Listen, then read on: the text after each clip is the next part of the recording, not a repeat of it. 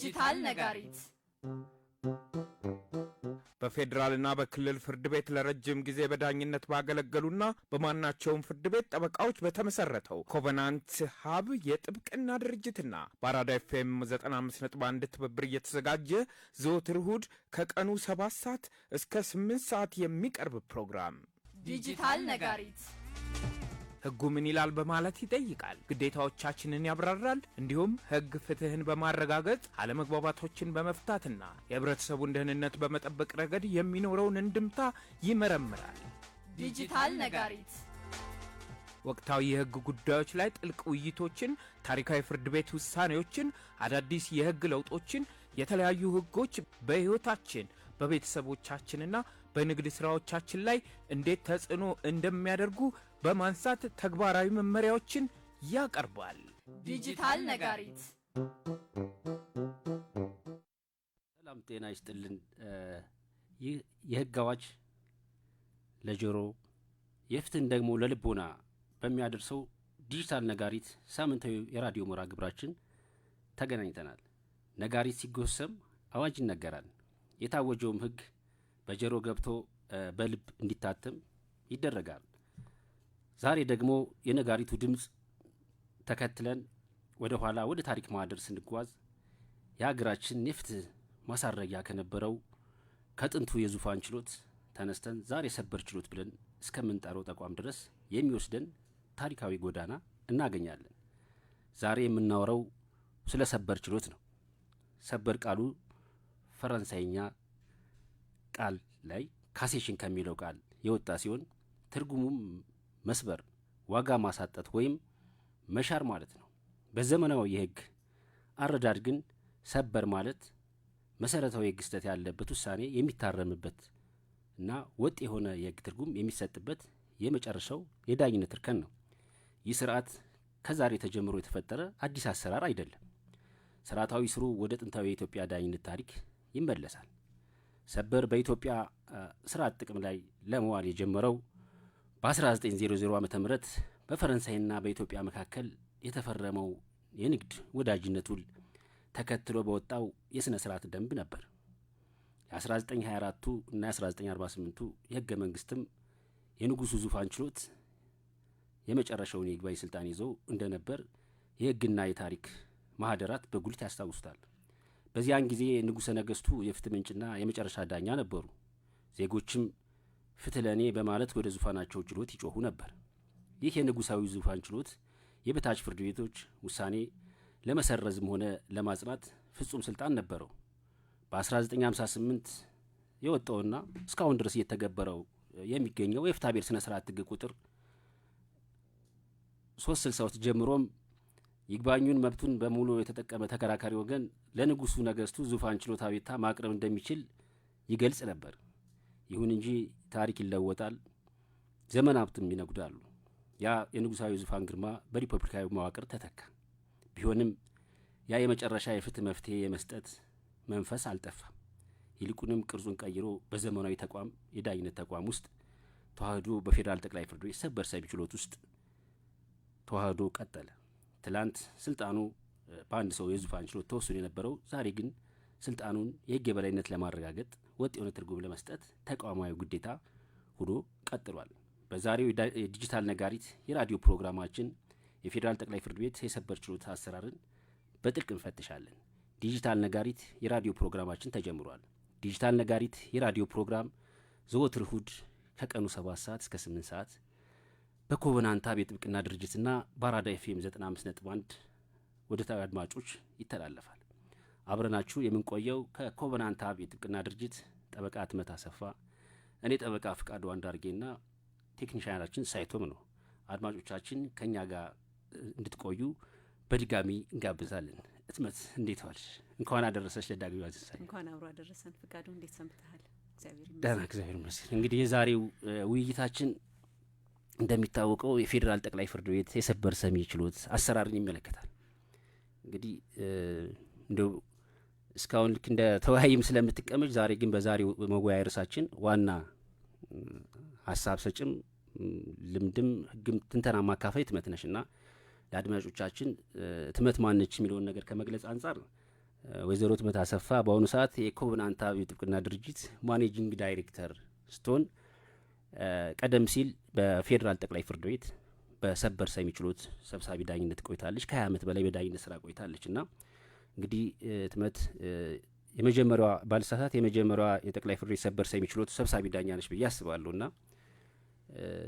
ከ20 ዓመት በላይ በስራ ላይ ቆይተሻል። አሁን ዛሬ የምንወያየው ደግሞ የፌዴራል ጠቅላይ ፍርድ ቤት ሰበር ሰሚ ችሎትን አሰራር የሚመለከት ነውና ግን ሰፊ ርዕስ ነው የያዝ ነው። ይህን ሰፊ ርዕስ መነሻ አድርገን ውይይት ከማድረጋችን በፊት በቅድሚያ ግን እስኪ በፌዴራል ጠቅላይ ፍርድ ቤት ሰበር ሰሚ ችሎት ሰብሳቢ ዳኝነት ቆይታሽ የነበረሽን የዳኝነቶች ልምዶች አንዳንዴ ዳኝነት ጸጋ ነውና አንድ ውሳኔ እንኳን ሲሰጥ በንጽህና ሲሰጥ የሚሰጠው እርካታ አለ። ከዛ ባለፈ ደግሞ እንግዲህ ሴቱ ነሽ ያለውን ጫና ተቋቁመሽ የሀገሪቱ ከፍተኛ የመጨረሻ የሚባል የፌዴራል ጠቅላይ ፍርድ ቤት ሰብሳቢ ዳኛ ሆነሽ ሰርተሻልና እስኪ በዳኝነትሽ ወቅት እንዴት ትገልጫዋለሽ? እስኪ በመጀመሪያም ደግሞ ከዳኝነትሽ እዛ ቦታም ከመድረስሽ በፊት የነበረውን እስኪ አስተዳደግሽ ራሱ ምን እንደሚመስል እስኪ በአጭር እንደ መግቢያ እስኪ እንወያይት መት። እሺ አመሰግናለሁ ፈቃዱ። በርካታ ጥያቄዎች ነው አንድ ላይ አጭቀ ያመጣኸው። ለመመለስ ያህል እንግዲህ ምንድነው የፊቱ ከሌለ የለም የሆነው ለዛ ይባላል አማርኛ ወይም አባባል አለ። ስለዚህ ከዳኝነት ስራዬ በፊት የነበረኝን ማንነት በግልጽ ለመመርጣለሁ። መጀመሪያ እንግዲህ ትመት አሰፋ የኤርትራ የኢንዲፔንደንሷን ሉዓላዊነቷን ከማረጋገጧ በፊት የኢትዮጵያ አንድ ክፍለ ሀገር በነበረችበት ጊዜ በአስመራ ከተማ የተወለደች ኢትዮጵያዊት ነች። ወላጅ አባቴ ወታደር ነበረ ከንጉስ ጊዜ ጀምሮ። በዚህ አባት በማደጌ የሱ ልጅ በመሆኔ ሁሌም በጣም ኩራት ነው የሚሰማኝ። ምክንያቱም አባቴ በጣም ጀግና ወታደር ሀገሩን የሚወድ የመርህ ሰው ነበረ። ስለዚህ መርህ ምንድነው የሚለውን በቅድሚያ ከአባቴ ነው እየተማርኩትና የሱ አስተምህሮ ነፍሱን ይማረው አሁን ባለበት ቦታ ሁሌ ያለ ከውስጤ የሚላቀቅ አይደለም። ስለዚህ ልጅ ሆኜ ዳኝነት ፍርድ ቤት ምናምን የሚባል ነገሮች ባላውቃቸው ነገር ግን መርህ ምንድነው እውነት ምንድነው ሐቀኝነት ምንድነው የሚለው በደንብ ተኮትኩቼበት ያደኩበት ሁሌ እንደ ኢኮ በውስጤ የሚያስተጋባ ነው። ትምህርቴም በወቅቱ ወላጆቼ በነበራቸው አቅም መሰረት የተሻለ ሊባል በሚችል ትምህርት ቤት አስተምሮኛል። ከ8ኛ ክፍል በኋላ በወቅቱ በአስመራ ከተማ የሚኒስትሪ ፈተና ከ90% በላይ ያመጡ ተማሪዎች በሚማሩበት ሳንታ አና በምንለው ትምህርት ቤት ወይም ደግሞ በወቅቱ የነበረው መንግስት ሰሜናዊ ኮከብ ብሎ ሰይሞት በነበረው ትምህርት ቤት በቅርቡ እንደውም በፌስቡክ አካውንቴ ላይ ፖስት አድርጌዋለሁ ትምህርት ቤቴን። እዛ ነው የተማርኩት። ትምህርት ቤቶቼ ላይም ጥሩ የእውቀት የጥበብ መሰረት አግኝቻለሁ። ያስተማሩኝን መምህራን በሙሉ ማመስገን እፈልጋለሁ። ወላጆቼ ብቻ ሳይሆን በአካባቢ ላይ ካምፕ ነው ያደኩት። ባይዘዌ አስመራ ከተማ ውስጥ ወታደሮች ካምፕ ውስጥ ነው ያደኩት። ዲሲፕሊን በጣም ደስ ይላል። ሰፊ ማህበረሰብ፣ መከፋፈል መራራቅ የሌለበት ማህበረሰብ ባለበት በጣም በሚዋደድ በሚከባበር የአገር ፍቅር በአግባቡ በሚያቅ ማህበረሰብ ውስጥ ነው ያደኩት። ያሳደጉኝን ወላጆቼን ጎረቤቶቼን ሁሉ ማመስገን እፈልጋለሁ። እንግዲህ ለዳኝነት መሰረት የሆነኝ ትልቁ እሱ ነው ብዬ ነው የማምነው። ከፌዴራል ጠቅላይ ፍርድ ቤት ሰበር ሰሚ ችሎት ዳኝነት በፊት የፌዴራል ከፍተኛ ፍርድ ቤት ዳኛ ነበርኩኝ ለ2 አመታት። ከዛ በፊት ደግሞ 5 አመታት ነገር ፈጅ በመሆን የቀድሞ ኪራይ ቤቶች አስተዳደር ድርጅት ያሁን የፌዴራል ቤቶች ኮርፖሬሽን በምንለው ድርጅት ውስጥ በኋላ ደግሞ 5 አመታት ደግሞ በጥብቅና ከሰራሁ በኋላ ነው ወደ ዳኝነት የገባሁት። በነገራችን ላይ በሌላ ሚዲያ ላይም ይሄንን ለመግለጽ ሞክሬ ነበረ። የፍርድ ቤት አሰራርን በአግባቡ ያሳወቀኝ እኔ የኪራይ ቤቶች አስተዳደር ድርጅት ነገር ፈጅ ሆኜ ተቀጥሬ በሰራሁበት ጊዜ ነው። በጣም ጠንካራ ግሩፕ ብዙ ነገር ፈጆች ነበረን። በአግባቡ መወያየት እንችል ነበር። ፍርድ ቤት እየሄድን የፍርድ ቤት ክርክር ምንድነው የሚለውን በአግባቡ እናይ ነበር። ትልቁ መሰረት የጣለልኝ እሱ ነው ብዬ አምናለሁ። በኋላ ደግሞ በጥብቅና ያሳለፍኩት የ5 ዓመት ኤክስፒሪየንስ ነው ብዬ አምናለሁኝ። አሁን ወደ ሰበር ሰሚ ችሎት ቆይታዬ ልምጣ። የሰበር ሰሚ ችሎቱ እንግዲህ የአገሪቱ የመጨረሻ ፍርድ ቤት ነው። መሰረታዊ የሆነ የህግ ስህተት የተፈጸመበትን የመጨረሻ ውሳኔ የማረም ስልጣን ያለው ችሎት ነው። እኔ ወደ ጠቅላይ ፍርድ ቤት በሹመት ካደኩ በኋላ ሰበር ሰሚ ችሎት ነው የሰበር ላይ ነው ከ2 ወር በቀር ሙሉ ጊዜን ሰበር ላይ ነው የሰራሁት። በሰብሳቢ ዳኝነት ግን በሰበር ሰሚ ችሎቱ ሰብሳቢ ዳኝነት የመጣሁት በቀድሞ የፌዴራል ጠቅላይ ፍርድ ቤት ፕሬዚደንት መሪ ቺፍ ጀስቲስ በነበሩት ወይዘሮ መዓዛ አሸናፊ ጊዜ ነው። እሳቸው ሰብሳቢ ዳኛ አድርገው መድበውኛል። እንግዲህ ሴቶች ወደፊት እንዲወጡ በማድረግ የሚታወቁ ሴት ናቸው። በሴቶች ስራ ያምናሉ። ስለዚህ ሴቶች ወደፊት እንዲወጡ እንዲልቁ ኃላፊነትን መቀበል እንደሚችሉ ለማሳየት እስከመደቡኝ ድረስ ደግሞ እኔ ኃላፊነቴን በአግባቡ መቀበል መተግበር አለብኝ ብዬ አምኜ ነው እኔ የተነሳሁት። ምክንያቱም የአንድ ሴት በመሪነት ቦታ ላይ ተቀምጣ መውደቅ የብዙ ሴቶች መውደቅ ነው። የአንድ ሴት ደግሞ በመሪነት ቦታ ላይ ተቀምጣ ደግሞ መላቅ ሰርታ ማሳየት ደግሞ የብዙ ሴቶች ስኬት ነው የሚሆነው ነው። ስለዚህ የሰበር ሰሚ ችሎቱ ቆይታዬ እኔ በጣም ደስተኛ የነበርኩበት፣ በተመሳሳይ ደግሞ ከባድ የሀገር ኃላፊነት የተሸከምኩበት ነው። በችሎቱ በጣም ትንሽ ሊባሉ ከሚችሉ ኬዞች እስከ መጨረሻ ከባድ ሃይ ፕሮፋይል ሊባሉ የሚችሉ ጉዳዮች ይቀርቡ ነበረ። እንግዲህ ዳኝነት ወይም ደግሞ ፍርድ ቤቶች የሀገርን ትኩሳት መዝነው የሚይዙ ኢኩሊብሪየም ላይ አቁመው የሚያራምዱ ናቸው ብዬ ነው ማምነው። በዚህም ሌላ ትኩሳት ይኖራል፣ በዚህም ሌላ ትኩሳት ይኖራል። ነገር ግን ፍርድ ቤቶች ደግሞ ሀገርን ከማረጋጋት አንጻር በህገ መንግስቱ በተሰጣቸው ህግን የመተርጎም አንጻር ሚዛን ጠብቀው ደግሞ መራመድ ስላለባቸው ይህ ሚዛን እንዳይፋለስ የማድረግ ኃላፊነት አለባቸው። በዚህ ኃላፊነት ውስጥ የአንድ ችሎት ሰብሳቢ ዳኛ ትልቅ ሚና አለው። አብረውት የሚሰሩ ዳኞችን ከማስተባበር ጀምሮ ጥሩ የስራ አትሞስፌር እንዲኖር ከማድረግ ጀምሮ የተሰጠን ስራ በህግ አግባብ በንጹህ ህሊና እንዲሰራ ከማድረግ ጀምሮ ትልቁን ሚና የሚጫወተው ሰብሳቢው ዳኛ ነው። ጣልቃ ገብነትን ከመከላከል ጀምሮ ባይዘወይ ከድጋፍ ሰጪ ሰራተኞች ጋር ትክክለኛ ስራን መሰረት ያደረገ ተግባቦት ከማምጣት በመርህ ላይ የተመሰረተ በመከባበር ላይ የተመሰረተ ስራን ከማሰራት ጀምሮ ይሄን ሁሉ ለማሳለጥ የሰብሳቢው ዳኛ ሚና ከፍተኛ ነበር ብዬ አምናለሁኝ። በተመሳሳይ የችሎቱ ሁሉም ዳኞች ደግሞ ተመሳሳይ ሚና ነው ያላቸው። ሰብሳቢው ዳኛ ያው የችሎቱ መራሂ ችሎት ነው፣ ሲምቦል ነው። እሱ በአግባቡ መስራት ካልቻለ ምንድነው ይሄ አውራው የተበተነበት ንብ እንደሚባለው ሊሆን ይችላልና እኔ ያንን ከፍተኛ ኃላፊነት ምናልባትም እግዚአብሔር ረድቶኝ ምናልባትም ደግሞ ቅድም ስገልጫቸው የነበሩት ያደኩባቸው የተገነባሁባቸው መርሆች ረድተውኝ ኃላፊነቴን በአግባቡ ተወጥቻለሁ ነው ብዬ እኔ ማምነው። እኔ በየትኛው መድረክ ላይ ይሄ በግልጽ በድፍረት ነው መናገር እችላለሁ። የተሰጠኝ መንግስቴ፣ ህዝቤ፣ ሀገሬ የሰጠችኝን ኃላፊነት በአግባቡ ተወጥቻለሁ። በቅንነት በታማኝነት ሀገሬን አገልግያለሁ ብዬ አምናለሁና በጣም ደስተኛ ነኝ። የሚገርመኝ ግን አንድ ጥያቄ ልጠይቅሽ። እንግዲህ እንደሚታወቀው የፌዴራል ጠቅላይ ፍርድ ቤት ሰበር ሰሚ ችሎት ማለት የሚሰጣቸው የህግ ትርጓሜ በመላ ሀገሪቱ እንደ ህግ ነው አስገዳጅነት ያላቸው ናቸውና በቃ ህግ አውጭ በይው እንደው ህግ ተርጓሚ ቢሆንም ህግ አያወጣም ሰበር ይታወቃል። ግን ምንድነው የህግን ያውጭን ያክል ተፈጻሚነት አለው እሱ የሚሰጣቸው። ምክር ቤቱ ህግ አውጭ ነው የሚያወጣቸው ህጎች በመላ ሀገሪቱ እንደሚፈጸሙት ሁሉ ሰበር ሰሚ ችሎቱ የሚሰጠው አስገዳጅ የህግ ትርጉም እንደ ህግ ነው ተፈጻሚነት አለውና ቀላል ኃላፊነት አልነበረም።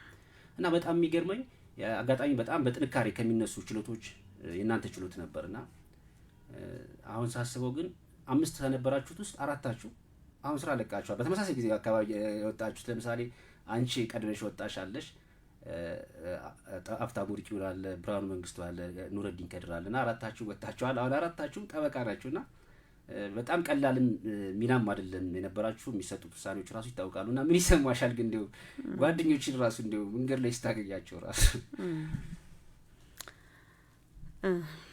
ከባድ ጥያቄ ነው የጠየቀኝ ፍቃዱ። በመጀመሪያ እኔ ዳኝነት መመረጥ ነው ብዬ ነው ማምነው። ኦኬ ዳኝነት አንድ ዳኛ መሆን ስለፈለገ ብቻ አይደለም የሚሾመው። እኔ እንደ በመንፈሳዊ ህይወትም በጣም አምናለሁ፣ በመጽሐፍ ቅዱስ አስተምሮ አምናለሁኝ። ዳኝነት መመረጥ ነው። ከእግዚአብሔር በታች ደግሞ የምድሪቱን ነገር እንድንዳኝ በአምላክ የተሰጠ በትረ ስልጣን ነው ብዬ ነው ማምነው። ኦኬ ያ በትረ ስልጣን ተሰጥቶህ ተመርጠህ ደግሞ የአገሪቱን የመጨረሻ ፍርድ በሚፈርድ ችሎት ላይ ተሰይመህ ኦኬ የታች ፍርድ ቤቶች የሰጡትን ውሳኔ መሰረታዊ የህግ ስህተት ተፈጽሞበታል ብለህ ለማረም፣ ለመለወጥ፣ ለማሻሻል ወይም ደግሞ መሰረታዊ የህግ ስህተት አልተፈጸመበትም ብለህ ለማጽናት ስልጣን በተሰጠው ችሎት ላይ ተሰይሞ የመስራት እድል ማግኘት ትልቅ ትልቅ ትልቅ እድል ነው። እኛ እድለኞች ነበር። እኔ በግሌ ስለ ራሴ ላውራ፣ በጣም እድለኛ ነኝ ብዬ ነው ማምነው። ሀገሬ ለሰጠችኝ እድል በሙሉ በዛ ችሎት ላይ እንዳገለግል ለሰጠችኝ እድል በሙሉ በጣም አመሰግናለሁ። ህዝቤን፣ መንግስቴን፣ ሀገሬን ደጋግሜ አመሰግናለሁኝ። ነገር ግን እኔ በግሌ ለዳኞች አስተዳደር ጉባኤ በገለጽኩትም ባልገለጽኩትም ምክንያት ስራዬን ለቅቄያለሁኝ። ወደፊት የሚመለከተው አካል ሲጠይቀኝ ምላሽ የምሰጥበት ነው የሚሆነው። ስራዬን ለቅቄያለሁ ስል ግን ደግሞ ምንድነው እቺን ሀገር ፍጹም ልተዋት አይደለም። ኦኬ ሀገር በእኛ ላይ ሀገር ስላለች አይደል የተማርነው አይደለም።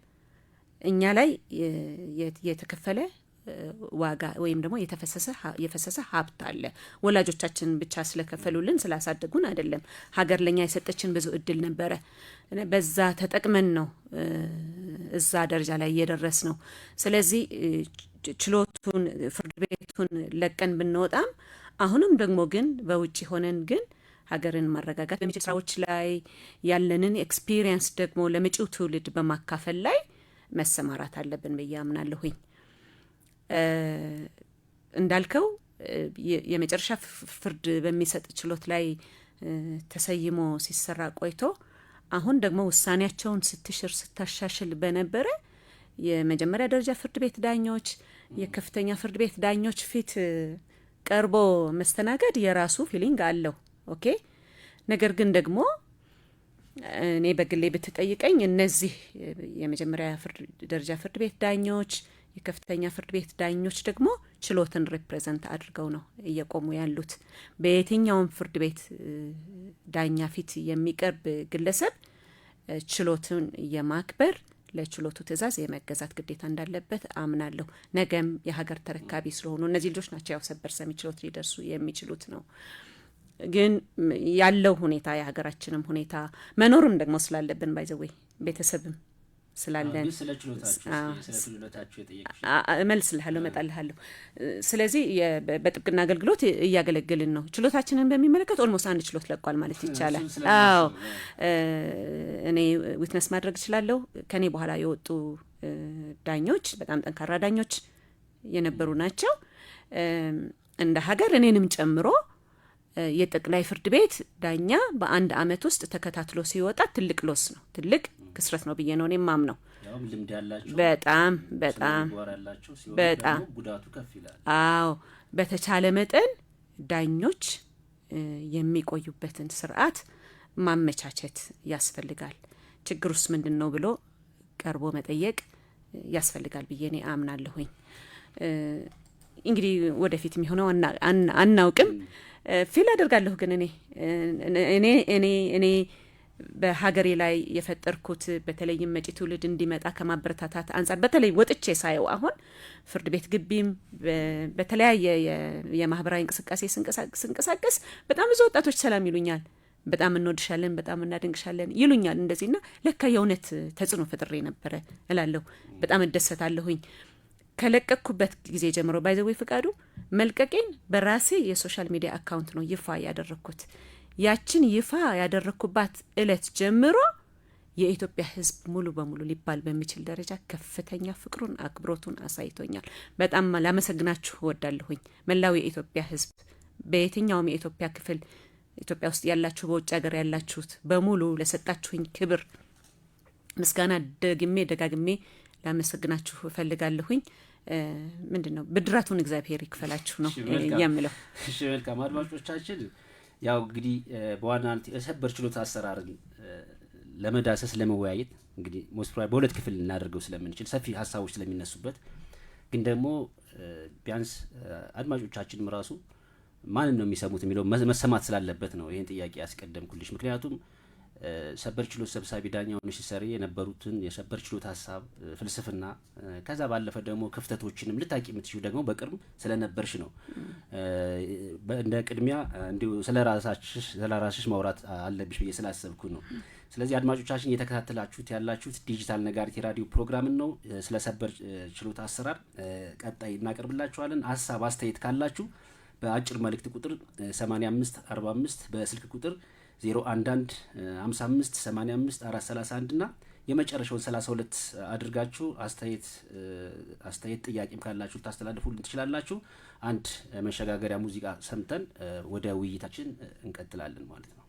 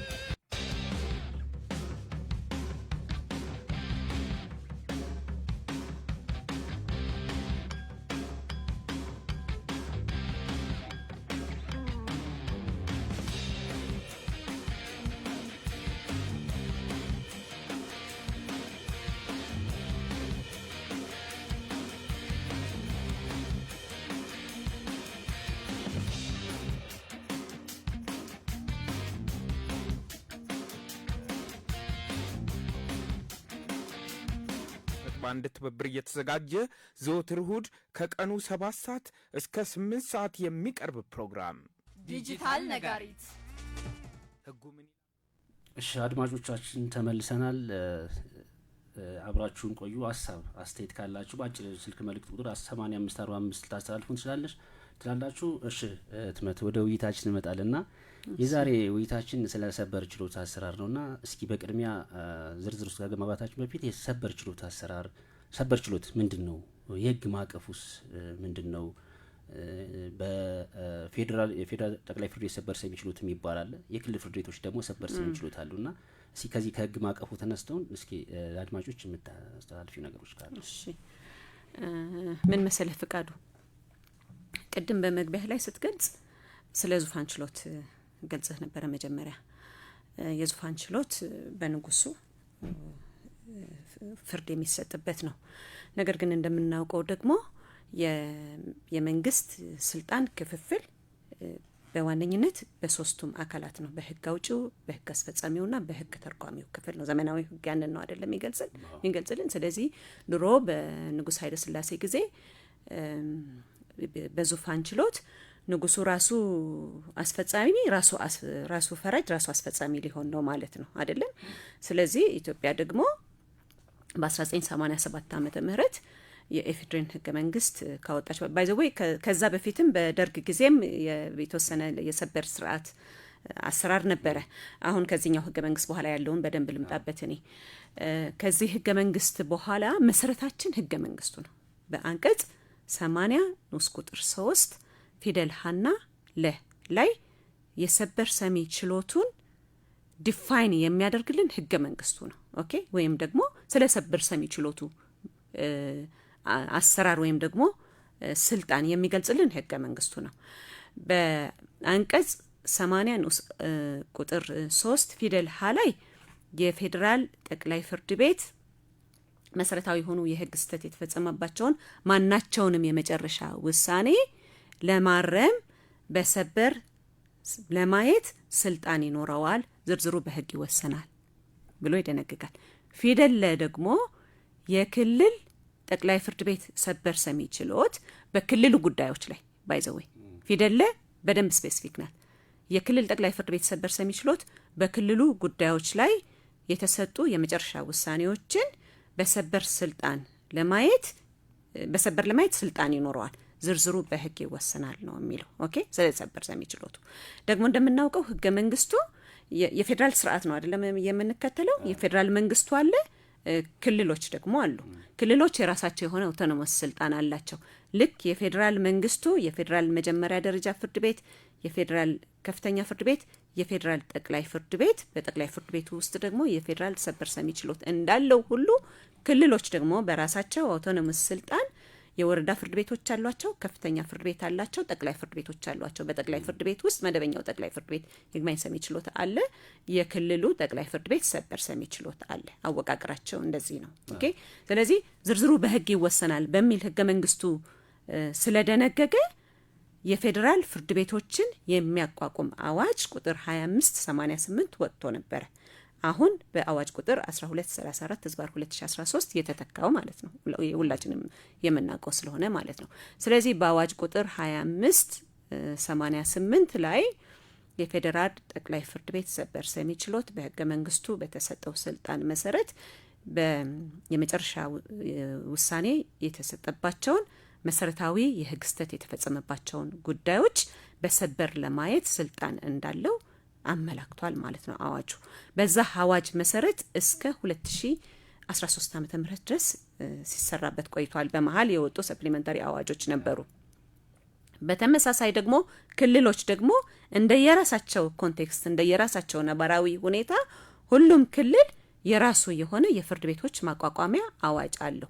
በራሱ በሆኑት የፍርድ ቤቶች ማቋቋሚያ አዋጅ መሰረት ደግሞ በየጠቅላይ ፍርድ ቤቶቻቸው ላይ የሰበር ሰሚ ችሎት አቋቁመዋል ማለት ነው። ኦኬ።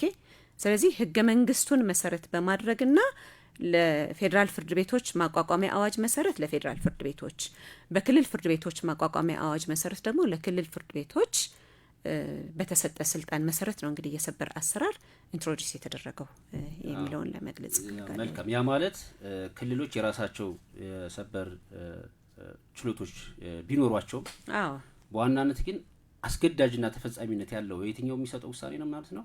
አሁን ብዙ ጊዜ የክልል ፍርድ ቤት ምን ይነሳል? የክልል ፍርድ ቤቶች የሚሰጡት ውሳኔ ሰበር እስከተባለ ድረስ አስገዳጅ መሆን አለበት የለበት የሚል ክርክር ይነሳልና በዋናነት ግን ያን የሚሰጠው ውሳኔ በፌደራል ጠቅላይ ፍርድ ቤት ሰበር ሰሚ ችሎት ደግሞ ይሻራል። ስለዚህ በዋናነት መታመን ያለበት አስገዳጅነት ያለው የትኛው ውሳኔ ነው ማለት ነው። ሁለት ሰበሮች ቢኖሩ አከራካሪ እንዳለው የፌደራል ጠቅላይ ፍርድ ቤት ነው የክልል ፍርድ ቤቶች የሚለውን በተመለከተ ምክንያቱም የክልል ሰበር የሰጠው ውሳኔ ማን ይሽረዋል? እዚህ ልምጣ ይፈራል እና እስከዚህ ላይ ምትያለሽ ምን መሰለ ፍቃዱ እዚህ ጋር በጣም ሌጋል ዲስኮርስ አለ። ሁለት ጽንፍ የያዙ አመለካከቶች አሉ።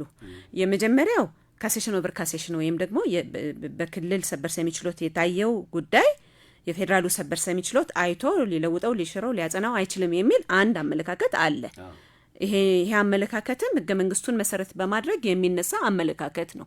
በሌላ በኩል ደግሞ የለም ህገ መንግስቱ የመጨረሻ ውሳኔ የተሰጠባቸውንና መሰረታዊ የህግ ስህተት የተፈጸመባቸውን ማናቸውንም ውሳኔ ስለሚል ኢቭን በክልል ፍርድ ቤት በክልል ጠቅላይ ፍርድ ቤቶች ሰበር ሰሚ ችሎት የተሰጡ ውሳኔዎችን የፌደራሉ ጠቅላይ ፍርድ ቤት ሰበር ሰሚ ችሎት የማየት ስልጣን አለው የሚለው አመለካከት ደግሞ ሁለተኛው አመለካከት ነው። ኦኬ አንቺ ከየትኛው ነሽ ብትለኝ እኔ ሁለተኛውን አመለካከት እጋራለሁ። የፌደራል ጠቅላይ ፍርድ ቤት ምክንያቱም አንደኛ ህገ መንግስቱ ነው መሰረታችን ብለናል አይደለም። ህገ መንግስቱ ደግሞ እንደምናውቀው ፕሪያምብሉ ላይ መግቢያው ላይ እኛ የኢትዮጵያ ብሔሮች ብሔረሰቦችና ህዝቦች እያለ እየተነተነ አንድ የፖለቲካና የኢኮኖሚ ማህበረሰብ ለመፍጠር የሚል ቁልፍ ሐሳብ አለች።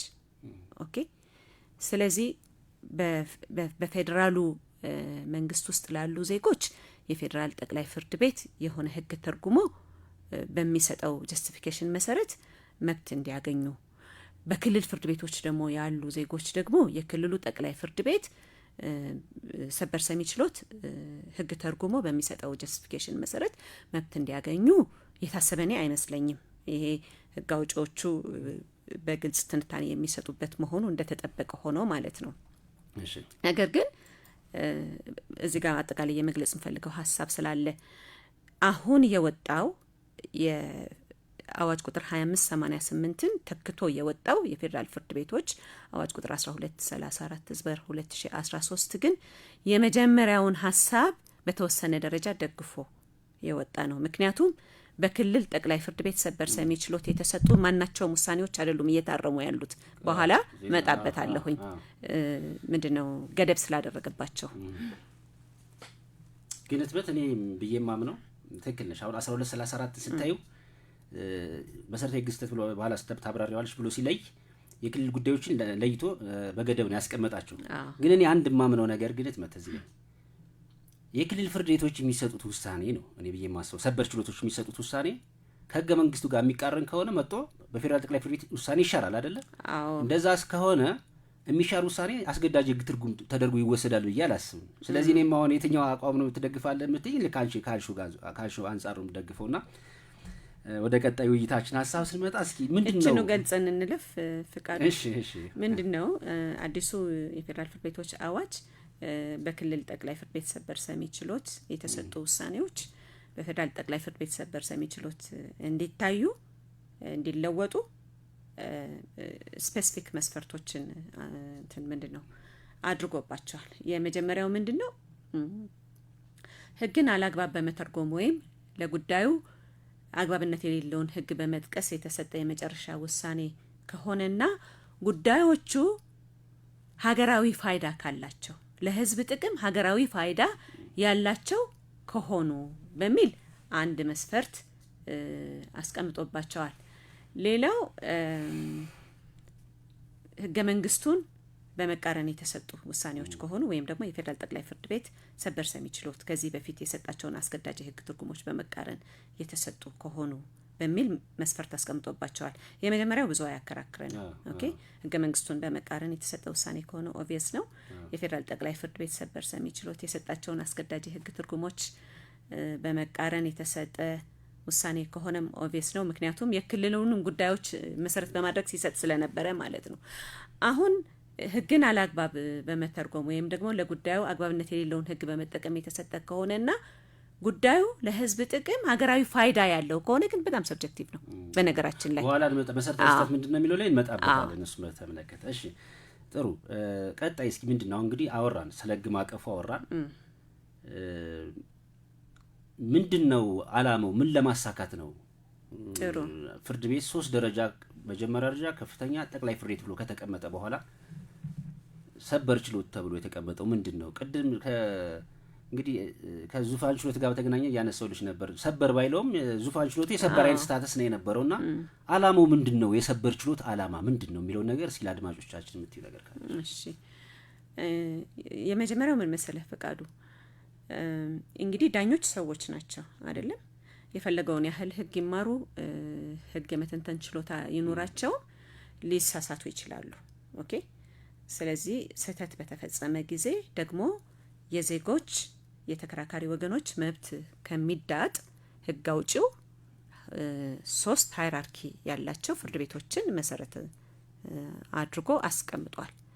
ለፌዴራል ፍርድ ቤቶችም ለክልል ፍርድ ቤቶችም ማለት ነው። በመጀመሪያ ደረጃ ፍርድ ቤት ውሳኔ ቅር የተሰኘ ወገን ለከፍተኛ ፍርድ ቤት ይግባኝ ያቀርባል። ከጸናበት ለሰበር ሰሚ ችሎት አቤቱታ ያቀርባል። የተሻረበት ወገን ደግሞ ለጠቅላይ ፍርድ ቤት ይግባኝ ያቀርባል። ከፍተኛ ፍርድ ቤት በቀረበው ጉዳይ በመጀመሪያው ደረጃ ፍርድ ቤት ተጠቅሞ የነበረ ወገን ከተሻረበት ደግሞ ለጠቅላይ ፍርድ ቤት ይግባኝ ያቀርባል። እዛም ሳቲስፋይድ ካልሆነ ለሰበር ያቀርባል ነው። ስለዚህ በዳኞች የተፈጸሙ ስህተቶችን ለማረም የዜጎችን መብት ላለመደፍጠጥ የመጀመሪያው ነው። በዋነኝነት ግን የሰበር ሰሚ ችሎቱ የተቋቋመበት አላማ በሀገሪቱ ወጥ የሆነ የህግ አተረጓጎም እንዲኖር፣ ወጥ የሆነ የህግ አተገባበር እንዲኖርና የህግ የበላይነት እንዲረጋገጥ ነው። ምክንያቱም ዛሬ እገሌ የተባለ ዳኛ ወይ እገሌ የተባለች ዳኛ አንድን ህግ በሆነ በተረዳቸው መንገድ ወይም በሆነ በተረዳው መንገድ ይተረጉማል። እዛኛው ችሎት ያለ የተከበሩ እገሌ የተባሉ ዳኛ ደግሞ በተረዱት መንገድ የሚተረጉሙ ከሆነና አተረጓጎሙ የተለያየ ከሆነ ፍርድ ቤቶች የዜጎችን መብትና ጥቅም ለማስጠበቅ መቋቋማቸው ቀርቶ በዜጎች መካከል ዲስክሪሚኔሽን ልዩነት የሚፈጥሩ ይሆናሉ ማለት ነው። ስለዚህ መሰረታዊ አላማ ይዞ ነው የወጣው። ወጥ የሆነ የህግ አረዳድ አተረጓጎም አተገባበር እንዲኖር ማድረግ፣ የፍርድ ቤቶች ውሳኔ ተገማች እንዲሆኑ ለማድረግ ነው። ኦኬ። በዚህ አግባብ ነው ህጉ የሚተረጎመው ከተባለ ዜጎች ፍርድ ቤት ያልቀረቡ ዜጎች ራሱ ረክተው ትራንዛክሽናቸውን መፈጸም ይችላል። በኋላ ልመጣበት ይችላል። እንደዛ ነው ወይ እየተደረገ ያለው አሁን ግን? ኦኬ። የሰበር ሰሚ ችሎቶቹ በኋላ እንመጣበታለን። ኦኬ። እሺ። በኋላ ትክክል። እንግዲህ ህግ ሲወጣ ህግ አውጪዎችም ሰው አይደሉ። ትክክል። የሰው ስብስብ ስለሆኑ ሙሉ ህግ ሊያወጡ አይችሉም። አዎ። ስለዚህ አከራካሪ በሆኑ ጉዳዮች ላይ ትርጉም ሲሰጥ፣ ለምሳሌ ይሄ ህግ እንደዚህ ነው የሚተረጎመው፣ እንደዚህ ነው መተርጎም ያለበት ብሎ የሚሰጠው ዋናነት ውሳኔ በአገሪቱ እንደ ህግ አስገዳጅ ነው የተቀመጠው። ምንድነው ወጥ የሆነ የህግ አተረጓጎም ስርዓት እንዲመዘረጋ ነው ለማለት ነውና በዋናነት አላማውን ከዚህ አንግል እንደገለጽው ልንመለከተው እንችላለን ማለት ነው። ግን ትልቁ ነገር ትመተዚህ ላይ አሁንም ያከራከረም ያለው እንዲሁም በአዋጅ ቁጥር 1234 በግልጽ ለመተንተንም ለመዘርዘርም ተቀምጧል። ከ1234 በፊት አዋጅ ቁጥር 1234 ማለት የፍርድ ቤቶች ማቋቋሚያ አዋጅ ነው። ከሱ በፊት መሰረታዊ የህግ ስህተት ምንድነው የሚለው በዝርዝር አልተቀመጠም ነበር። እንግዲህ የፌዴራል ጠቅላይ ፍርድ ቤት የህገ መንግስቱ የሚያስቀምጠው የፍርድ ቤቶች አዋጅ የሚያስቀምጠው የመጨረሻ ውሳኔ በተሰጠባቸውና መሰረታዊ የህግ ስህተት በተፈጸመባቸው ጉዳዮች ናቸው የሚል ነገር አስቀምጧል። ስለዚህ አንድ አከራካሪ የነበረው 1234 ከመውጣቱ በፊት መሰረታዊ የህግ ስህተት ምንድነው የሚለው ነበር። አሁን አዋጅ ቁጥር 1234 ወጥቷልና በምን አይነት ጉዳዮች ነው የሚታየው ሰበር የሚቀርቡት? በዋናነት መሰረታዊ የህግ ስህተት የምንላቸው ምንድናቸው? እስኪ ትመት እንደው ለአድማጮቻችን በሚገባቸው ያው ብዙ ጊዜ ስናስብ የህግ ባለሙያዎች ብቻ በያሰብን አይደለም ማለት እዚህ ላይ እንትን የምንለው አድማጮቻችን ደግሞ የህግ ባለሙያዎች ብቻ አይደሉም ህግ የማያውቁ ስለ ህጉ ያላቸው ግንዛቤ በተለይ ቴክኒካል የሆኑ ነገሮችን ተማይሉ አሉና እስኪ ከዚህ አንግል መሰረታዊ የሚባሉና ሰበር የሚመለከታቸው ጉዳዮች ነው የሚላቸው እስኪ ትመት እሺ ፍቃዱ እንዳልከው ነው የአዲሱ አዋጅ የፌደራል ፍርድ ቤቶች አዋጅ ትልቁ ፓራዳይም ሽፍት አድርጓል የሚባልበት አዲስ ሐሳብ ይዞ መጥቷል ለማለት ከሚያስደፍረን ምንድነው ዝርዝሮች አንዱ በአዋጁ ትርጉም ክፍል አንቀጽ 2-4 ላይ ለፌደራል ጠቅላይ ፍርድ ቤት ሰበር ሰሚ ችሎት አቤቱታ ሲቀርብ መሰረታዊ የህግ ስህተት የሚባሉት መመዘኛዎች ምንድናቸው የሚለውን ይዞ መምጣቱ ነው። የመጀመሪያው ተሰጥቷል የተባለው የመጨረሻ ውሳኔ ህገ መንግስቱን በመቃረን የተሰጠ ውሳኔ ከሆነ ነው ወይም ደግሞ አላግባብ ህግን በመተርጎም ወይም ደግሞ አግባብነት የሌለውን ህግ በመጥቀስ የተሰጠ ውሳኔ ከሆነ ወይም ደግሞ ለክርክሩ አግባብነት ያለውን ጭብጥ ሳይያዝ ወይም ደግሞ ከክርክሩ ጋር ተዛማጅነት የሌለውን ጭብጥ ተይዞ ውሳኔ ተሰጥቶ ከሆነ ነው። ሌላው በዳኝነት ታይቶ ሊወሰን ይገባው የነበረ ጉዳይ ውድቅ በማድረግ ውሳኔ ተሰጥቶበት ከሆነ ነው። ሌላው በፍርድ አፈጻጸም ሂደት ላይ ደግሞ ከዋናው ፍርድ ጋር የሚቃረን ወይም የማይገናኝ አፈጻጸም ትዕዛዝ ከተሰጠ ነው። ሌላው ጉዳዩን አይቶ የመወሰን የዳኝነት ስልጣን ሳይኖር የተሰጠው የመጨረሻ ውሳኔ ካለ ነው። ሌላው የአስተዳደር አካል ወይም ተቋም ከህግ ውጪ የሰጠው ውሳኔ ነው። ይሄንን እንደምታስታውሰው ፍቃዱ በአስተዳደር አካል የተሰጠ ውሳኔ ፍርድ ቤት ሪቫይዝ ሊደረግ ይገባል ወይስ አይገባም የሚል በጣም አከራካሪ ነበር። እዚህ ላይ በአዋጁ ላይ መውጣቱም ትልቅ ፕሮግሬስ ነው። ሌላው የፌደራል ጠቅላይ ፍርድ ቤት ሰበር ሰሚ ችሎት ቀደም ሲል የሰጣቸውን አስገዳጅ የህግ ትርጉሞች በመቃረን የተሰጠ ውሳኔ ከሆነ በሚል ዘርዝሯል። ነገር ግን እነዚህ ብቻ ናቸው ወይ? አዎ ግን እዚህ ማዕቀፍ ውስጥ ማይወድቅ አሉ እንዴ? ወደዛ ዝርዝር ከመግባታችን በፊት እሱን ነጥብ እንቀጥልበታለን። እስኪ እያንዳንዳቸውን ምክንያቱም አሁን ህገ መንግስቱን የተቃረነ ውሳኔ ከሆነ ብሎ ያስቀምጣል። እስኪ አድማጮቻችን ደረሱ ምን ማለት ነው? እንግዲህ እነዚህ ነጥቦቹን ራሱ እንደው ትንሽ የምታያቸው ከእያንዳንዶቹ ነጥቦች ላይ ማለት ነው። በነገራችን ላይ በዚሁ አጋጣሚ አድማጮችን እንዳልከው የህግ ባለሙያዎች ብቻ ሳይሆኑ ማንኛውም ዜጋ ነው እያዳመጠን ያለው ብለን ነው የምናምነው። ስለዚህ ዜጎች የመጀመሪያው መብት በህገ መንግስቱ ነው የተጠበቀልን። በህገ መንግስቱ የተጠበቁልን መብቶችን ማወቅ መቻል አለብን ራሳችን። ለምሳሌ በህገ መንግስቱ የተጠረጠሩ ሰዎች መብት፣ የተያዙ ሰዎች መብት፣ የተከሰሱ ሰዎች መብት እየተባለ ዝርዝር ድንጋጌዎች አሉ። የንብረት መብት አለ። የህገ መንግስቱ 3/4 ሊባሉ የሚችሉ ክፍሎች አብዛኞቹ ስለ ሰብአዊ መብት ድንጋጌዎች የተደነገጉ ናቸው። እነዚህን በህገ መንግስቱ ለተሰጡ ለዜጎች የተሰጡትን መብቶች በመቃረን ለምሳሌ ሴቶችና ወንዶች በጋብቻ ወቅት ከጋብቻው ምስረታ ጀምሮ እስከ ፍቺ ሂደት እኩል መብት አላቸው ይላል። ኦኬ ሴቷን ከወንዱ አሳንሶ መብት የሚሰጥ ውሳኔ ከሆነ ወይም ደግሞ ወንዱን ከሴቷ አሳንሶ መብት የሚሰጥ ውሳኔ ከሆነ ህገ መንግስቱን በግልጽ ተቃርኗል ማለት ነው። ኦኬ ስለዚህ በህገ መንግስቱ የተሰጡትን መሰረታዊ መብቶች በመቃረን የተሰጠ ውሳኔ ከሆነ በሰበር ሰሚ ችሎቱ ይታያል ማለት ነው። እሺ ቀጣይ ደግሞ ያነሳሽው ህግን ያለ አግባብ ከመተርጎም ወይም ደግሞ አግባብነት የሌለውን ህግ መጥቀስ የሚሉ ነገሮች አሉ። ምንድነው አሁን ትልቁ የዳኛ ኳሊቲ ለቀረበለት ጉዳይ የሚጠቀምበትን ህግ በአግባቡ መተርጎም ነው አይደለም? ህጉ ያሰበው አላማ ሌላ ሆኖ ዳኛው ለሌላ አላማ ወይም ደግሞ በሌላ አረዳድ ከተረጎመው አልተገናኝቶም የሚለው ይሆናል ማለት ነው። ወይም ደግሞ ለጉዳዩ ሊጠቀምበት ይገባ የነበረ ስፔሲፊክ ተዛማጅነት ያለው ህግ እያለ ሌላ ጉዳዩ ጋር የማይገናኝ ህግ አምጥቶ ወይም ደግሞ ሰንቅሮ ልበለው ውሳኔ የሚሰጥ ከሆነ ይሄም ተገቢ ውሳኔ አይደለም ነውና እንደዛ እያልን ለምሳሌ እንደዚህ ምሽት አሁን እናደርጋቸዋለን። እነዚህ ነገሮች አሁን መሰረታዊ ግስተት ተብሎ የተቀመጡ ነገሮች ካየናቸው አሁን ብዙ ጊዜ ሰበር ላይ ምን አይነት ነገር ይሄ ማስረጃ ጉዳይ ምዘና ጉዳይ ነው እየተባለ ሲታለፍ ይታያል። ይሄ መሰረታዊ ጉዳይ ስተት አይደለም እየተባለ ይታያልና በጥብቅ ነው መተርጎም ያለባቸው። አሁን ቅድም የዘረዘርሻቸው አሉ። አሁን ህገ መንግስቱ ጋር መቃረን ተብሎ ሲወሰድ አንዳንድ ጉዳዮች በባህሪያቸው የማስረጃ ምዘና የሚመስሉ ግን ደግሞ የዜጎችን ህገ መንግስታዊ መብት የሚያጣቡ ጉዳዮች ይፈጠራሉ እና እኔ ለምሳሌ ቀደም ሲል ከነበረው ህግ ይሄኛው በተሻለ መንገድ ለማሳያ ያስቀመጠ ቢሆንም አሁን ቅድም ያነሳሻቸው ለማሳያ ያስቀመጠ ቢሆንም ኤግዞስቲቭሊ አልተቀመጠም። ኢቭን ስቲልም አከራካሪ ስለሆነ ማለት ነውና ቅድም ሲል ካነሳችሁም አንፃር እነዚህ ብቻ ናቸው ወይ መሰረታዊ ህግ ስህተት የሚባሉት የሚሉን ነገሮች ላይ እስኪ የሆነ ሐሳብ እኔ እንደዛ ነው ፊልም ማድረገው ባይዘው እነዚህ ብቻ ናቸው ወይ አሁንም እኔ ኢቭን ለዳኞች በዚህ አጥር ውስጥ መታጠር አለባቸው ብዬ እኔ አላምንም። ኦኬ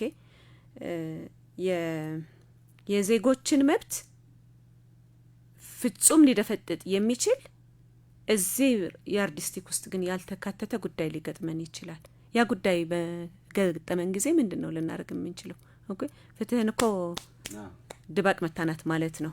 ስለዚህ ራሱም ትርጉም ያስፈልገዋል ወደሚለው ባይዘው በጣም አከራካሪ አዋጅ ነው ይሄ አዋጅ ከወጣ ጀምሮ ከወጣበት አጭር ጊዜ ጀምሮ ምናልባት በኋላ ልንመጣበት እንችላለን ከአጣሪ ችሎቱ ስልጣን ጋር በተገናኘም በጣም ሰፊ ውዝግብ ያስነሳ አዋጅ ነውና ወደፊት ሪቫይዝ ቢደረግ ወይም ደግሞ ሰበር ሰሚ ችሎቱ ይሄን መሰረት በማድረግ ሲሰራ አላሰሩት የሚሉ ነገሮች ማነቆች ሊኖሩ ይችላሉ። እነሱ በሚያቀርቡት ጥቆማ ሀሳብ መሰረት ሊሻሻል ይችል ይሆናል ብዬ አምናለሁኝ። ግን በእነዚህ ብቻ ግን እኔ መወሰን አለበት ብዬ ግን አላምንም። እንግዲህ ምናልባት የዚህ ጉዳይ አከራካሪ ሊሆን የሚችለው እንግዲህ ወደ ፌዴሬሽን ምክር ቤት ሄዶ ነው አዋጅ ሊተረጎም የሚችል። እስካሁን ባለው ትሬንድ ግን ከነዚህ ወጡ ጭብጥ የተያዘ ብዙ ጊዜ አይገጥም። እውነት ነው። እንደውም አብዛኛውን ጊዜ ፌዴራል ጠቅላይ ፍርድ ቤት ሰበር ሰሚ ችሎት የሚነሳው አያስቀርም የሚባሉ ጉዳዮች ናቸው የሚበዙት። እንደተባለው ሁሉም ጉዳይ ወደ ሰበር አይሄድም። መሰረታዊ ተብሎ የመጣውም ከዚህ አንግል ነው። እስኪ ከዚህ ጋር በተያያዘ ህትመት የፌዴራል ጠቅላይ ፍርድ ቤት ሰበር ሰሚ ችሎት መመሪያ አውጥቷል። ይሄ መመሪያ በዋናነት መሰረታዊ ነገሮችን ይዟል። ከዚህ መመሪያውን እስኪ ለምሳሌ እንዴት ነው የምትገልጪው? መመሪያውን እንዴ ስለ ችግሮቹ ከማንሳታችን በፊት እንዳልከው እንግዲህ አሁን ስራ ላይ ያሉት አመራሮች ከመጡ በኋላ ነው የፍርድ ቤቱ አመራሮች ከመጡ በኋላ ነው የፌዴራል ጠቅላይ ፍርድ ቤት የሰበር ስርዓት መመሪያ ያወጣው። በመጀመሪያ እኔ መመሪያ መውጣቱ አፕሪሺየት አደርጋለሁኝ። ምክንያቱም የሰበር ለየት ያለ ችሎት ነው። በመደበኛው የፍትሐ ብሔር ስነ ስርዓት ህግ ወይም ደግሞ በመደበኛው የወንጀል ስነ ስርዓት ህግ መሰረት ብቻ ሊታይ የሚችል አይደለም። ከዛ በፊትም የተለያየ ሙከራ ሲደረግ ነበር። ራሱን የቻለ መመሪያ ያስፈልገዋል የሚል የተለያዩ ሙከራዎች ይደረጉ ነበር። ዞሮ አሁን ያሉት የስራ ኃላፊዎች ተግባር ላይ አውለውታል። መመሪያው እንዲወጣ አድርገዋል። መመሪያው በጣም ዝርዝር ጉዳዮችን እየያዘ ነው። አይ ቲንክ ካልተሳሳትኩ 22 አንቀጾች አሉት። ከዚህ በፊት ወዛጋቢ ሊመስሉ ይችሉ የነበሩ የሰበር ክርክሩ ሊመራበት የሚገባው ስርዓት ኢቭን አዳዲስ ሀሳቦችን ሁሉ ይዞ ወጥቷል። ግን ደግሞ መመሪያው አይ ቲንክ አንድ ፕሮግራም ራሱን ይቻለ የሚያስፈልገን ይመስለኛል ዝርዝር ለመምጣት። ምክንያቱም አሁን ሌሎች ኢሹዎች አሉ እዚህ ከሰበር ጋር ተገናኝቶ የምናነሳቸውና ሀሳቡን ዝም ብለሽ ጠቅላላ አድርገሽ ይለጩና በቀጣይ በክፍል 2 ፕሮግራም ላይ ዝርዝር ላይ እናነሳለን። ትልቁ ነገር በዝርዝር ፕሮግራሙ ላይ የምናነሳው መሆኑ እንደተጠበቀ ሆኖ መመሪያው በተለይም እንግዲህ ሰበር ሰሚ ችሎት አጣሪ ችሎት አለ፣ 3 ዳኞች የሚሰየሙበት አጣሪ ችሎት አለ፣ 5 ዳኞች የሚሰየሙበት የሰበር ሰሚ ችሎት አለ። 7 ዳኞች ደግሞ የሚሰየሙበት ደግሞ ቀደም ሲል የተሰጠውን ፕሬሲደንት ለመቀየር አላማ ሲባል ደግሞ 7 ዳኞች የሚሰየሙበት ችሎት አለ። እነዚህ ችሎቶች መስተጋብራቸው ምን ይመስላል፣ አሰራራቸው ምንድነው የሚለውን ስፔሲፊክ አድርጎ ይዞ መውጣቱ ነው። መመሪያው በፌዴራል ፍርድ ቤቶች አዋጅ በአዲሱ አዋጅ ላይ አንቀጽ 27 ላይ የሰበር አቤቱታ የሚቀርብበትን ስርዓት የተመለከተውን መሰረት በማድረግ የወጣ ነው። እኔ በእኔ እምነት የድራፍቲንግ ችግር ነው እንጂ መመሪያው ባወጣው አግባብ ቀደም ሲል ምንድነው መሰለህ ፍቃዱ ለምን ዝርዝር አላደርገውም። ቀደም ሲል እንደምናውቀው አንድ ጉዳይ ወደ ሰበር ሰሚ ችሎት ከመቅረቡ በፊት በሬጅስትራር ቴክኒካል ሰፊሸንሲ ማሟላቱን ከተረጋገጠ በኋላ ለሚመለከተው ሰበር አጣሪ ችሎት ይመራል። የሰበር አጣሪ ችሎቱ ጉዳዩን መርምሮ በስር ፍርድ ቤቶች የተፈጸመ መሰረታዊ የህግ ስህተት የለም ብሎ ካመነ አያስቀርብም ብሎ ይዘጋል። ጉዳዩን መርምሮ ደግሞ በስር ፍርድ ቤቶች የተፈጸመ የመሰረታዊ የሆነ የህግ ስህተት አለ ብሎ ካመነ ደግሞ ጭብጥ ይዞ ለሰበር ጭብጥ ይዞ ተጠሪ መልስ እንዲሰጥበት ያዛል። የመልስ ልውውጡ ከተከናወነ በኋላ ወደ ሰበር ሰሚ ችሎቱ ይቀርባል ማለት ነው። ወደ 5 ዳኛው ይቀርባል። ጭብጥ ይዞ መልስ ያስቀርባል ካለ ጭብጥ ይዞ መልስ ይሰጥበት ይባላል። ከዛ የባለ 5 ዳኞች ጉዳይ ይሆናል። ተጠሪ መልስ ከሰጠ በኋላ መልስ ከተሰጠ በኋላ 5 ዳኞች ደግሞ መርምረው ውሳኔውን ሊለውጡ ይችላሉ፣ ሊያጸኑ ይችላሉ፣ ሊያሻሽሉ ይችላሉ። አሰራሩ ይሄ ነበረ። በአጣሪው ችሎት ተይዞ የነበረው ጭብጥ ደግሞ በቂ አይደለም ወይም ደግሞ ሌላ ተጨማሪ ጭብጥ መያዝ አለበት ወይም ጭብጡ መቀየር አለበት ብለው ካመኑ ደግሞ የአጣሪውን ችሎት ጭብጥ ሊያሻሽሉ ሊለውጡና በተለወጠው ጭብጥ ላይ ተጠሪውን መልስ ስጥ የምንልበት ጊዜ ነበረ። በዛ አግባብ ነበረ ሲሰራ የነበረው። ይህ መመሪያ ኢንትሮዲውስ ከተደረገ በኋላ ግን አሰራሩ 3 ዳኞች የተሰየሙበት የሰበር አጣሪ ችሎት የተመራለትን መዝገብ መርምሮ መሰረታዊ የህግ ስህተት አልተፈጸመም ብሎ ካመነ ይዘጋል መዝገቡን። መሰረታዊ የህግ ስህተት ተፈጽሞበታል ብሎ ካመነ ግን ለባለ 5 ዳኞች ይመራዋል ነው የሚለው። ባለ 5 ዳኞች ደግሞ መርምረው መሰረታዊ የሆነ የህግ ስህተት አልተፈጸመም ብለው ካመኑ ተጠሪን ሳይጠሩ ይዘጉታል። መሰረታዊ የሆነ ህግ ስህተት ተፈጽሟል ብለው ካመኑ ደግሞ ተጠሪ ጭብጥ ይዘው ተጠሪ መልስ እንዲሰጥበት ያዛሉ ነው። አሁን ይሄ ምን መሰለ ፍቃዱ፣ በእኔ እምነት የአዋጁ አንቀጽ 27 ባይዘው አዋጁ ሲወጣ በጣም ከፍተኛ ውይይት ነው ተደርጎበት የነበረው። በዚህ ውይይት ላይም ብዙ ዳኞች ተሳትፈን ነበረ። ሀሳቡም እንደዛ አልነበረም።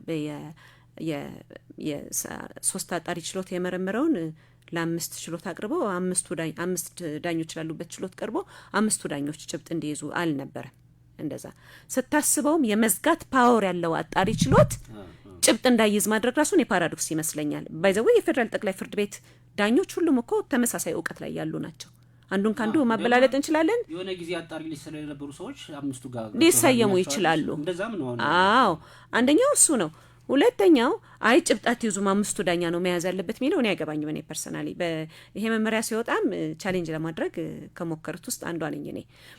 ዞሮ መመሪያ ወጥቷል። ሌላው ደግሞ በዜጎች መካከል ዲስክሪሚኔሽን አይፈጥርም ወይ? ኦኬ አያስቀርብም የተባለው ባለ ጉዳዩ በ3 ዳኛ ተመርምሮ ነው አያስቀርብም የሚባልለት። እዛኛው 5 ችሎት ላይ ቀርቦ ደግሞ ያስቀርባል የሚባለው ባለ ጉዳይ ደግሞ መጀመሪያ በ3 ዳኞች በኋላ ደግሞ በ5 ዳኞች በ8 ዳኞች እንደማለት ነው አይደለም? ስለዚህ እኔ በእኔ እምነት ይሄ መመሪያ ከዚህ ስፔሲፊክ ፖይንት አንጻር ሪቫይዝ መደረግ አለበት ብዬ አምናለሁ። ሌላው ኢቭን ባክሎግ እንዲኖር ያበዛ ይመስለኛል። እኔ አሁን አንድ ነገር ሰዓታችን ገድቦናል። ይሄንን በተመለከተ እኔ ገርሞኛል ራሱና የሰበር ችሎት አሁን ይሄን መመሪያ ኢቭን ሰበር ችሎቱ ላይ ያሉትን ችግሮች በተመለከተ በቀጣይ በክፍል 2 እናቀርባቸዋለን። በዋናነት ትልቁ ነገር ምንድነው የቀድሞ አሰራር የነበረው ባለ 3 ዳኛው ጭብጥ መያዝ ይችል ነበር። ኢቭን መዝገብ ለ5 ዳኞች ይቀርብ የነበረው ለምርመራና ለውሳኔ ነው ማለት ነው። ከዛ ምናልባት 5 ዳኞች ምን ያደርጉት ይችላሉ ነበር? ጭብጡን ሊቀይሩ ይችላሉ ነበር። አሁን ያለው ነገር ተቀይሯል እንዳልሽው በጣም ራሱን የቻለ አከራካሪ አለው። ስለዚህ ይሄንና ሌሎች ከሰበር ችሎቱ ጋር በተገናኘ የሚነሱ ጉዳዮችን በቀጣይ ክፍል 2 ብናቀርባቸውና የዛሬ ውይይታችን ይህን ይመስል ነበር። አድማጮቻችን ስትከታተሉት የቆያችሁት ዲጂታል ነጋሪት የራዲዮ ፕሮግራም ነው። ዲጂታል ነጋሪት የራዲዮ ፕሮግራም በኮቨናንት አቤት ጥብቅና ድርጅትና በአራዳ ኤፍኤም 95.1 ዘወትር እሁድ ከቀኑ 7 ሰዓት እስከ 8 ሰዓት የሚተላለፍላችሁ ህግና ህግ ነክ ጉዳዮች የሚተላለፉበት ፕሮግራም ነው። ዛሬ ስንወያይበት የነበረው የፌደራል ጠቅላይ ፍርድ ቤት ሰበር ሰሚ ችሎት አሰራርን በተመለከተ ነው። በዋናነት ቀድሞ ጠቅላይ ፍርድ ቤት ሰብሳቢ ዳኛ ሰበር ችሎት ሰብሳቢ ዳኛ ወይዘሮ ትመት አሰፋ ጋር ነው የቆየነው። ሳይቶም አብሮን ነበረ። ሙዚቃ ጋብዘናቸው በዛው እንሰናበት። ቀጣይ ክፍል 2 እንቀጥላለን። መልካም ሳምንት።